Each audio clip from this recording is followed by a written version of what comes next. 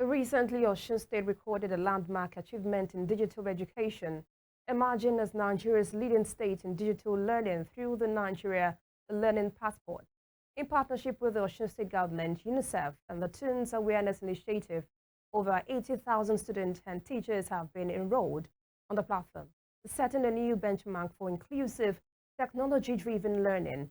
To understand the strategy, partnerships, and impact behind this success, we are joined on the news tonight by Rhoda Simeon Israel, Executive Director of the Teens Awareness Initiative. And thanks for coming on the news tonight. Thank you. Thank you so much for All right, having me. can you briefly explain the role of Teens Awareness Initiative in advancing digital learning in Osun State? Okay, so thank you so much.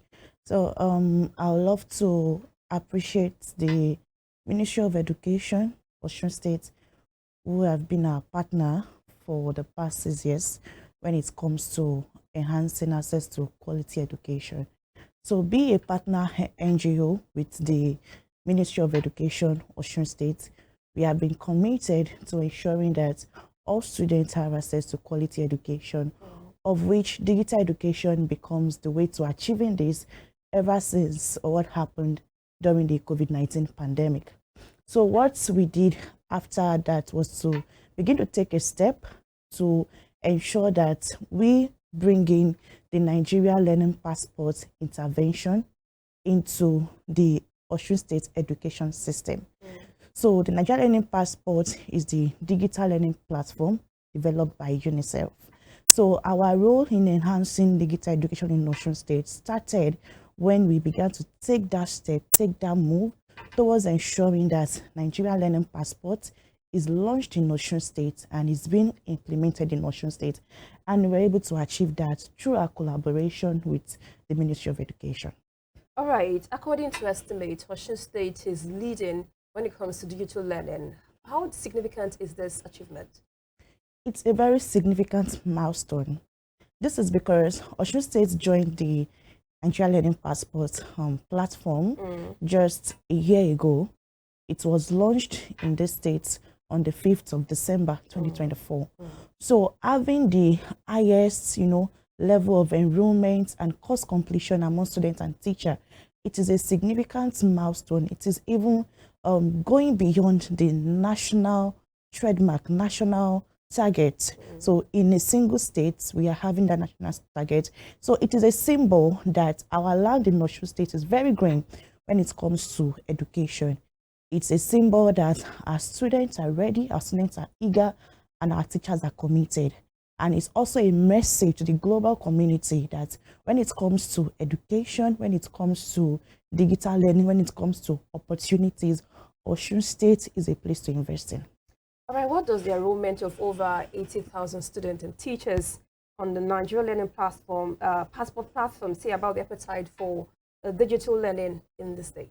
Yes, so like I was saying, it is a message, it is a signal that our students here are ready, our students are bright, and our teachers are committed. All they need is just having access to these opportunities, being connected, getting the information, and being able to access the necessary platforms that prepare them, necessary trainings and development that prepare them for the kind of digital skill that they need to showcase themselves out there. So yes, it is a very loud message to the entire Nigeria and also to global community that the state is green, the land is green, the students are ready, and the teachers are committed. All right, let's talk about, because when we talk about teachers, the impact cannot be overemphasized. But let's talk about this project, this initiative. How critical was teacher involvement to the success of this initiative? Okay, yes, very true.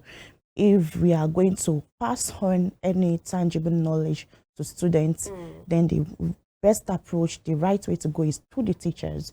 So we started the implementation of this intervention with teachers training. So we trained the first set of 500 teachers early this year. So these 500 teachers went back to their schools and they stepped it down to students and other teachers.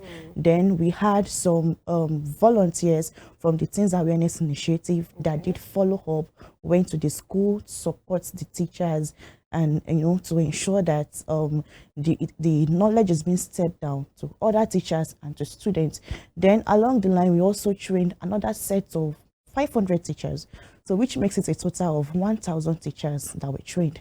So these teachers that were trained were the one responsible practically in stepping down this knowledge, stepping down this information, and of course supported by other volunteers from the Ministry of Education, the LIEs, and the Teens Awareness Initiative. So yes, so the training, capacity building, when we are building the capacity of teachers, we are indirectly building the students as well. So the training that the teachers received, it was 3 days intensive training in these two batches.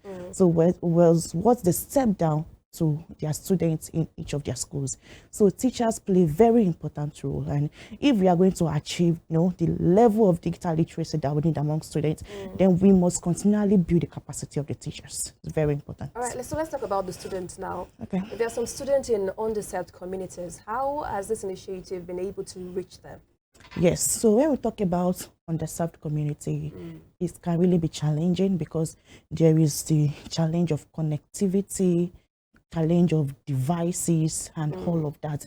But what we have adapted in the midst of this intervention is, number one, through the support from UNICEF, internet routers were supplied to 500 schools within the state, of which underserved communities, schools in underserved areas were part of it. So these routers were subscribed with internet connectivity.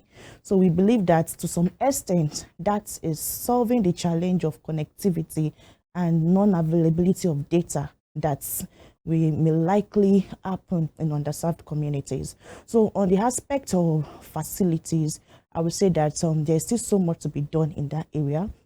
But what we did for schools that were underserved and did not have facilities was to use the Android phones of their teachers and some of these volunteers. So that has been the approach for now, till we are able to ensure that all schools are well catered with facilities. Okay, you already spoke about the next question, but I want to also ask how you're going to allow parents key into this. I'm talking about the use of Android phones now. Okay, how are you going to encourage parents to allow this move? Okay. That's a very good question, because the aim of this program is to ensure that students are able to learn anywhere, even outside of the four walls of the classroom. So we've been having various campaigns, which has included various stakeholders, including the parents themselves. So through the Ministry of Education as well, there has been some ongoing radio campaigns so that parents can allow their students to key into NLP through their Android phones. So we will just intensify these campaigns through radio and other medias that parents have access to pass this information across to them, that while their children are at home, they can release their Android phone to them to learn on Nigerian learning passports and not just be on social media, just scrolling or through. Yeah. So how has the Nigerian learning passport helped bridge the digital divide for marginalized and vulnerable students? Okay, so I feel we've talked about that, but I will just use that to describe the NLP intensively. So on the NLP platform, there are several courses, including courses on the regular subjects in school and other digital skill courses. One of it is the AI courses. So now, one of our major targets for the year was the AI skill, which there are about 3 courses on NLP on AI. So one major thing that we did was, there was a very massive campaign across 500 schools in Osun State to ensure that students are aware, they enroll and they complete the courses, the AI courses. We all know that AI is the new digital skills that is ongoing now. So yes, so there are several other digital courses that are on NLP as well. So through these courses, as students are engaging on this platform and taking the courses, they are beginning to bridge the gap when it comes to skills, digital skills that prepares them for employability and competitiveness out there. So I just cited that AI example. There are several others. Okay. Yeah. So what other lessons can other states learn from Osun State approach to inclusive digital education? Okay. One major lesson is the power of collaboration. because Osun State was able to achieve this milestone due to effective collaboration between the state, our organization, Ttai, and UNICEF. There are other partners involved, but majorly these three bodies coming together. So across Nigeria, other states, and globally, it means that there is so much we can achieve in digital inclusivity and even other aspects of the SDGs and young people development if we are open to collaboration. Yes, so it just shows the power of collaboration, which is a major lesson that every state should learn. Open to collaboration. All right, let's talk about the effect of this initiative. Let's talk about the impact and the challenges. What are the impacts and challenges that teachers and students, or this initiative is having on students and also teachers? Okay, so I would say that the impacts majorly is that we are not only counting numbers in terms of students completing courses, we are preparing students for the global opportunity out there.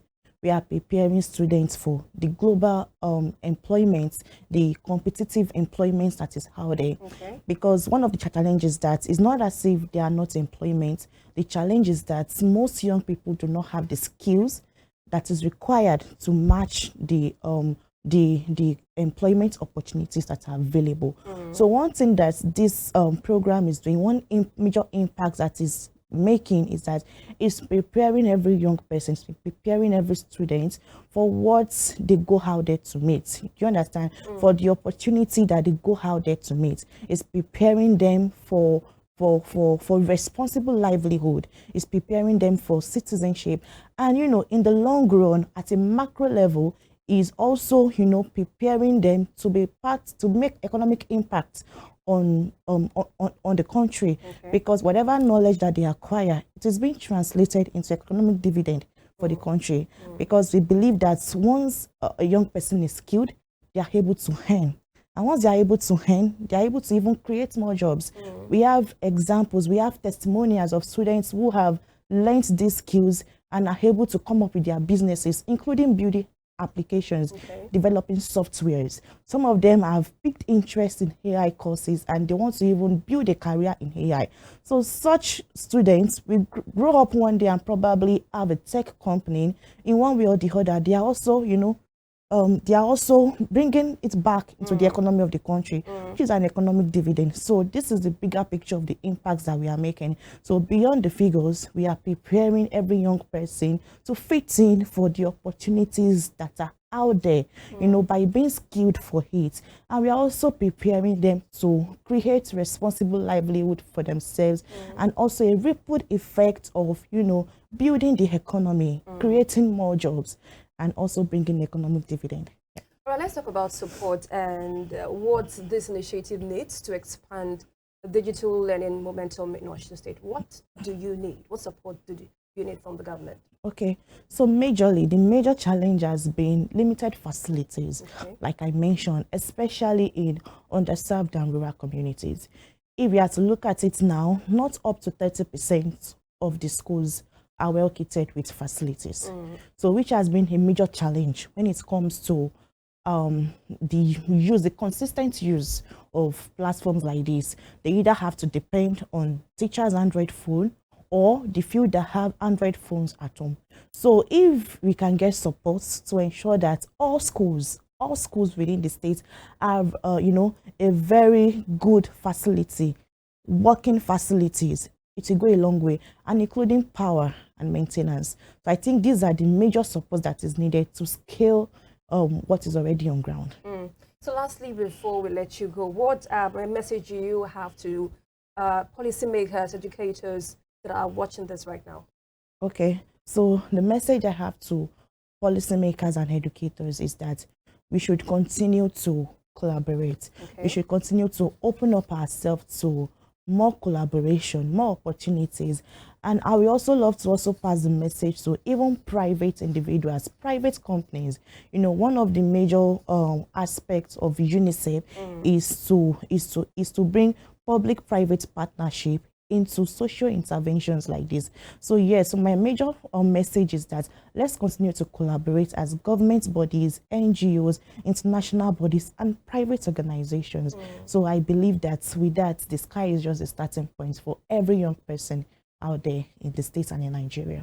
All right, thank you so much for those insightful words and comments regarding the question for tonight. Thank you so much. And definitely our guest on the show is Rhoda Simeon Israel. Thank you so much for joining us. Thank you. Thank you very much.